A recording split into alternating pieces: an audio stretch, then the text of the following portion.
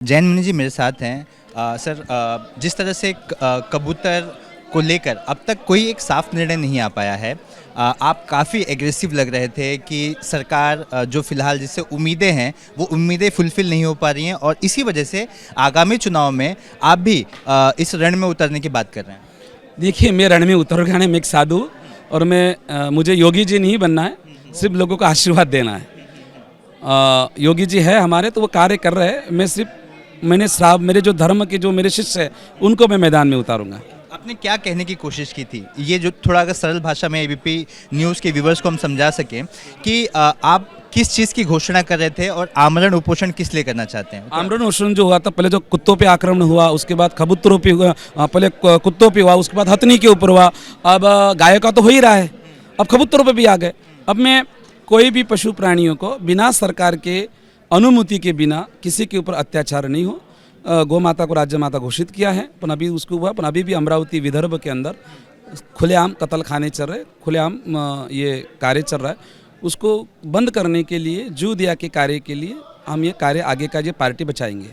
Sir, आप शस्त्र उठाने की बात की थी, लेकिन किसके लिए उठाने की बात की?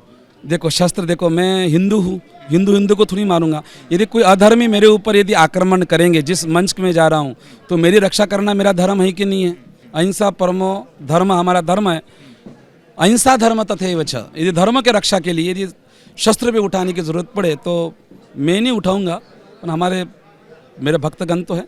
कबूतरों को दान डालने पर पाबंदी यहाँ लगाई जाती है, उनकी वो मरे नहीं है, उनकी हत्या की गई है, बीएमसी वालों ने हत्या की। ये आपने जो कहा वो किस कॉन्टेक्स्ट? देखिए, ये बीएमसी वाले ने ही ये किया है। बीएमसी वाले ने पहले हमारा अंधेरी का मंदिर भी तोड़ा था, तो भी निर्णय नहीं आया था। अब ये कबूतरों के ऊपर, मतलब ये अहिंसा परमो धर्म, ये सिर्फ जो आया है, अहिंसा परमो धर्म जो आया है वो जैन में से नहीं आया, ये गीता में से आया है, कृष्ण भगवान से आया, अहिंसा परमो धर्म, बराबर ना? तो सृष्टि है, पर ये सनातन अहिंसा परमो धर्म, अहिंसा धर्म ही सनातन धर्म है। क्योंकि सनातन धर्म के अंदर दो चीज़ों की पूजा की जाती है, एक शास्त्र और दूसरा है शस्त्र। तो यदि शास्त्र को तो हम साधु बन पढ़ते ही हैं, तो शस्त्र को जिससे जरूरत है वो उठाएगा। क्या आपको फिलहाल जो राजनीति में हैं, नेता हैं जिनके पास ताकत है, जिन्हें लोगों ने चुनकर बिठाया, उन पर फिलहाल विश्वास नहीं नज़र आ रहा है? मैं विषय पे कुछ बोलूँगा नहीं है अभी। किसी पार्टी का मैं अपमान नहीं करूँगा, क्योंकि मेरे पास सभी पार्टी के लोग आते हैं। असंतुष्ट तो हैं?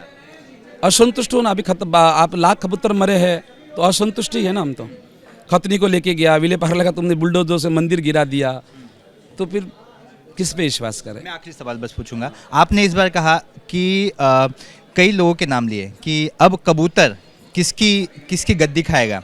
आपने कहा कि मुर्गे से भी गया, वो क्या पूरी बात क्या थी, आप क्या बता रहे? मैं कैसे का मतलब है कि मैं अभी किसी पार्टी का नाम नहीं लूँगा, क्योंकि जो शिवसेना में जो प्रॉब्लम आई थी ना, ये मुर्गे के चक्कर में ही गई थी। कांग्रेस को भी कहा आपने? और कांदे के चक्कर में गई थी।